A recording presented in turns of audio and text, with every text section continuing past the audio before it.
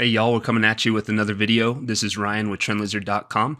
Trying to get a new video out about once a week or so, just to bring the Elliott Wave Theory to the masses, to show how powerful this incredible stock market strategy is, and to show you that it works. We've put out some stuff on different stocks, and these stocks have done as the Elliott Wave Theory predicted, and that's how this stuff works. So we're going to do another video for you today. We're going to take a look at a handful of stocks, stocks that have been in the news. For example, we'll take a look at Disney and Netflix, but also just some interesting Elliott Wave Theory patterns on stocks that maybe aren't the biggest names, but do sport some pretty interesting price action. And that's going to include a quick analysis on MGM Resorts, ADI, Analog Devices, JD.com, BiliBili, and FedEx. We'll take a look at all these guys. One of the things that we're seeing across the board right now on a bunch of different stocks and the stock market in general is, they've all been kind of in this rally mode since October, after a pretty rough start to 2022 or most of 2022.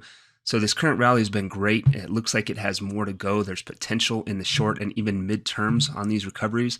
But the warning that I want to issue is it doesn't look like these are long-term opportunities. It doesn't look like there's a lot of good long-term opportunities right now in our estimation and in our take of the Elliott wave pattern. That this is a nice recovery, but it's kind of a midway recovery within a larger decline. And that's what we're seeing on a bunch of different charts that we're looking at. So keep that in mind as we go, kind of suit your time frame to what the reality is out there, and that's the recommendation. But let's go ahead and start looking at some of those stocks that we talked about. Get comfortable. Here we go. All right, folks, let's dig in here. We're going to start with Disney. We have data dating back to the early 80s. We have this big, strong up move here that, we can try to label. We can pound our head against the wall and try to figure it all out. But honestly, it doesn't matter at this point. It's clearly a trendy move. And interestingly enough, once it completed in 1998, had this large counter-trend ABC pullback that retraced pretty close to 61.8% of this up leg. It may not look like it because we're dealing with a logarithmic scale here, but that's what happened. So the bottom end of our yellow support area represents a 61.8% retracement. So essentially, what we're saying here is this pullback found support largely where it should, took a three-wave move, counter-trend move. All of it pretty much salts away the fact that this was trendy upside action, label it however you want. And then obviously when you get a decade-long counter-trend pullback, that kind of resets things and set up the market and Disney for an advance from there. What happened off of the 2009 low was Disney gave us another trendy five-wave up leg to the upside that completed in 2021. Let's go ahead and zoom in on this action here. Got that wrong, didn't I? Let me see. There we go. So zooming in on this action off the 2009 low, just want to get a closer look at that five-wave advance. Nice five-wave move for wave one, a second wave pullback, nice five-wave move for wave three. Got a little bit funky for wave four. We have it as this expanding fourth wave. The reason I'm labeling it as such is because the upside action here is a three-wave move. Doesn't really look like a trendy move, so we can call that a fourth wave correction. And that was followed by that big fifth wave advance that happened off of the 2020 low, kind of the COVID crash and the aftermath of that. Now, interestingly enough, like we saw on the other time frame, at the completion of this five-wave move, we've had a pullback that's retraced right around 61.8%. If you remember from this other chart, this pullback ultimately did as well. Earlier on in the pullback, it tested that level, gave us a big, large recovery, and then retested that level. Maybe something like that is going on for Disney. We don't know, but what we do know is this guy has been in the news. It's been jumping higher in 2023, and it looks interesting, as we'll see here. So here's a look at the decline and that we've seen. Let me actually adjust that here. I was annotating it. There we go. And certainly there's more than one way to label this decline on Disney. I wouldn't hold it against you if you tried to label it as a five-wave move to the downside. It's possible. It's also possible to label it this way. Whatever it is, it's a larger move. And this portion of the decline may have very well ended. We got some downside action that kind of contracted into the late 2023 low. Looks kind of like an ending diagonal, labels as an ending diagonal. But more importantly, after it found that low, it shot up to the upside. It's retraced more than 61.8% of this down leg, giving us the first real clue that something larger to the upside is going on. Now, if we look at this decline and we just kind of run a Fibonacci retracement on it, it points up to this area, basically about 130 to about 158. and this would be a retracement of this down leg. So even if this recovery that we're seeing in 2023 is just the first leg of a counter trend move, it still looks like it wants to get bigger before it's over. So that's a bullish thing. Let's go ahead and zoom in on this action off of the 2023 low, the real reason why we're interested in Disney. And apparently I was annotating that one as well. So here it is. Here is that recovery effort. It's been a very sharp, very direct move, has moved from about 84 up to 118 very quickly over the course of like 5 weeks or so. But more importantly, that move has taken what looks like a trendy 5-wave form. This week, we're seeing a little bit of weakness, suggesting that maybe this 5-wave up leg completed. But here's the deal. If we're getting a trendy 5-wave up move, the suggestion is that this is just the first wave of a larger recovery move that can be traded. So that's what we're seeing in a lot of places right now. It doesn't seem as if this pullback is over overall on Disney, on the market, on anything else. But there's certainly the potential for a larger recovery effort in the near to midterm, and that is a tradable event. Maybe one of the better tradable events we have for a little while here, because in our expectation, basically this market's going to keep chopping around back and forth for the foreseeable future. So when we do get opportunities, we want to take them. So the point being, Disney, with this 5-wave up move here, we're looking for a correction that finds its way into this yellow area. It needs to stay above 97. If it's able to do that, give us some corrective action down into this area and then turn back up, that's going to be a buying opportunity because it'll be a setup for another 5-wave up leg, something of similar size probably. So that would be the buying opportunity. Again, it needs to stay above 97 at all times to set up that next up leg. So once we get any type of larger pullback, we'll be looking to buy Disney at the first opportunity. So now let's take a look at Netflix. NFLX is the ticker. This guy's obviously been making noise all over the place over the last couple of years. We're looking at it here in a linear scale. Every box is just basically 50 points, so it's a little bit functified that way. But I wanted to drive home how big this decline has been off of the 2021 high. Absolutely crushed this guy and retraced so much of what's happened to the upside here. So that's pretty obvious. And from this scale here, this linear scale, we can see what looks like a 5-wave move to the upside that obviously completed based on the size of this down leg. Seems fairly obvious that a 5-wave up move completed and something larger to the downside obviously began in 2021. Let's switch this around and take a look at it in a logarithmic scale. Here is that same 5-wave move. You can see this is shown in black. Same thing here, shown in black. But once you start doing things based on percentages, you see this larger pullback that happened back here in 2011, 2012. It appears as if that was wave 1 and wave 2. This was all wave 3, and now we're in a larger 4th wave. So it puts it on the same time frame as this move here, and you can see it kind of looks somewhat similar to that move as well. So it's kind of our working theory right now is that we're in a 4th wave correction. Let's go ahead and zoom in. If we take a look at the decline itself off of the 2021 high, we see what looks like trendy downside sign movement. I mean, this was a massive decline, went from basically 700 to 175. So obviously some serious damage was sustained there, but it's been on the mend since then off of June's low. It's been in this recovery move that has now retraced about 38.2% of this down leg here. So if this is the first leg of a larger pullback, which it seems like it is based on the trendy nature of this decline, well, then we'd have to expect this recovery to find a high somewhere in this yellow area. Obviously, there's still upside potential there because this yellow area goes all the way up to 500. But I think ultimately we do have to expect this to be a counter trend move and turn lower. Let's go ahead and look more specifically at the recovery effort to see what we can find. It's kind of a tough move to label. I think you can really get away with labeling it multiple ways. As far as I see it, there's a couple more obvious ways. One would be that this is wave 1, wave 2, kind of a shorter wave 3, a wave 4, and in wave 5 now. Now, under this labeling or any other labeling, we're confident remaining bullish on Netflix as long as it's trading above 312.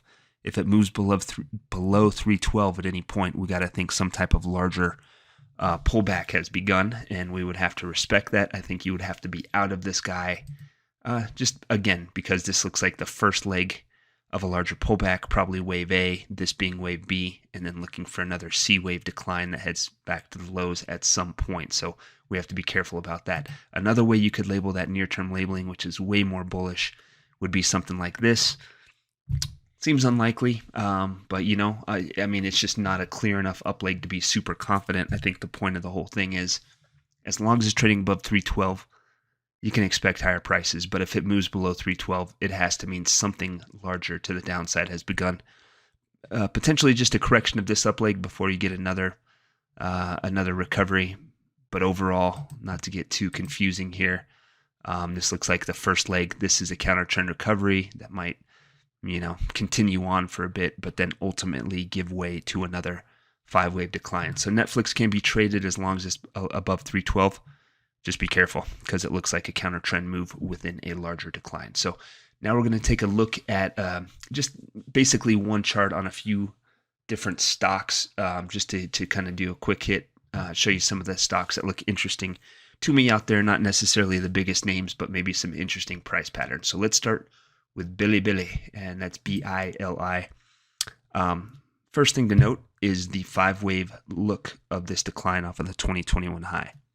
Looks pretty darn obvious. It's a pretty beautiful, trendy, impulsive wave, but that's only half the story. Once it found a low in October, it gave us an equally beautiful up leg, and has started pulling back. So this looks like a 5-wave move. When a 5-wave move completes in either direction, even though that move is dictating the direction of the overall trend, so this move is dictating a larger downtrend overall, still, when a 5-wave move completes, it gets corrected by a move in the opposite direction, and that's what's happening. And the best way we have to determine where that correction might end is to look at the Fibonacci retracements of this down leg. And if we do that, it points all the way up here, basically like 69 up to like 100, somewhere in that area. So the potential for a larger recovery exists, even if the larger picture is bearish. And it definitely exists based on what we're seeing to the upside, and that's why I've posted it. Looks like a pretty darn clean, trendy 5-wave up leg here, off of October's low into the January high. We are getting a larger pullback. It's starting to retrace about as much as we'd expect, at least somewhere in this yellow area that runs down to about 16. So if we get a larger correction here, which we expect to, and price starts turning up again, we can very confidently expect another 5-wave advance to form. This was a massive move. Seems like a pretty good trading opportunity once we get this correction and once we start seeing some strength to the upside that confirms the counter trend nature of this pullback. All the while, BILI needs to stay above 16 to remain bullish and to stay on our trade radar. So there's that one. Let's go ahead and look at MGM Resorts. I'm pretty sure these guys reported earnings this week. Not as bullish on this guy. The one bullish thing, if you look at the downside pattern off of the 2021 high, it's a pretty clear ABC decline. The problem is that the recovery off of June's low also looks like a counter trend move. It started with an ABC recovery pretty obviously, and then it's had all this back and forth movement, and prices shot up to the upside in 2023 like so many other things. But if we're being real honest, I mean, it looks like, again, an ABC move, the way it's played out, chopped about, been very indirect. Technically, you could be bullish on this guy as long as it's above 37.50. But I'm not bullish on this guy. I don't like the way this upside action looks. The expectation is that this is a B wave and that we're going to get a C wave back down to June's low. So on any larger time frame, we would be careful of MGM. Let's take a look at FedEx, FDX. This one is interesting. You look at the decline off of the 2021 high, and it's a very clear 3-wave move, ABC to the downside. There's simply no way to call this a trendy 5-wave move. So you've got this 3-wave counter trend move to the downside, and then a very constructive move to the upside that could be trendy. It's not clear how to label it yet. We're not going to just jam something on there for the sake of it, but it has retraced more of this down leg than it would have if this portion of the decline was still in play. So we have to think this is some type of larger recovery effort, and it's going to look bullish as long as it's above 195. Maybe the entire decline completed and this is the resumption of the uptrend. Maybe it's just a larger B wave in a larger ABC pullback.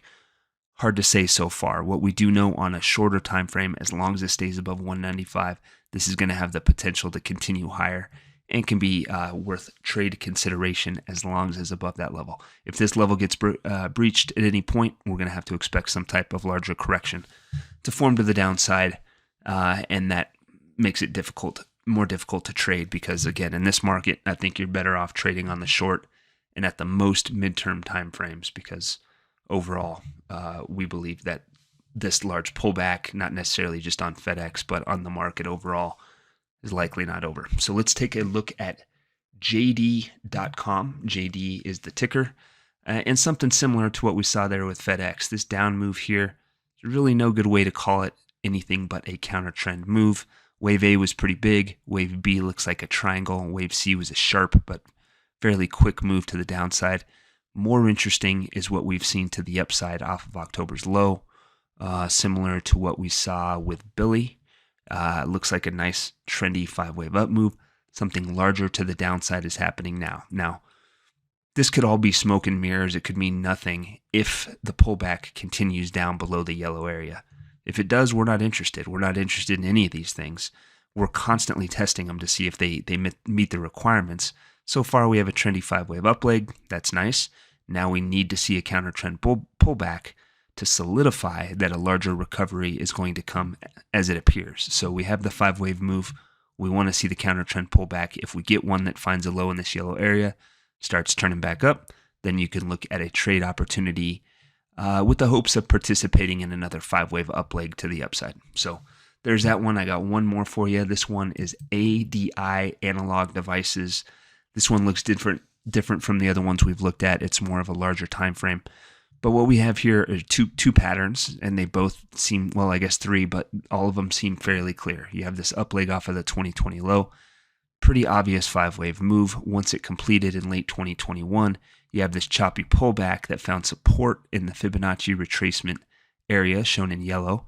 And then once it did that off of October's low, we're getting this trendy 5-wave action to the upside. And the result of that is this action right here, this downside action, very much looks like counter trend price movement. This looks like a base, something for price to give us another trendy 5-wave up leg. And the fact that we're getting what looks like trendy upside price action on ADI now suggests that we could be there. We could be in this kind of phase of another larger 5-wave advance. If nothing else, it's worth keeping an eye on. Obviously, there's some resistance in this area at the previous high. And obviously, the 5-wave form suggests that we would get some type of larger correction first. So again, if we can get that correction of the 5-wave advance, stay above our key level at 151, and price begins to turn higher again, you have a low-risk buying opportunity. And that is exactly what we're about. This is why we do this stuff. We're looking for low-risk, high-potential reward trades where you can get into a position that maybe has somewhere from like 3 to 8% risk, which is very manageable, but has huge upside potential. And that's what we do at TrendLizard.com, so come visit us. We take a look at 80 different instruments using this same theory, the Elliott Wave Theory, looking to participate in trendy 5-wave moves and to stay out of the way of this choppy, nasty counter trend price action. And it works. So come visit us. We got a free trial, all that good stuff. Have a wonderful week ahead. We'll talk to you next time.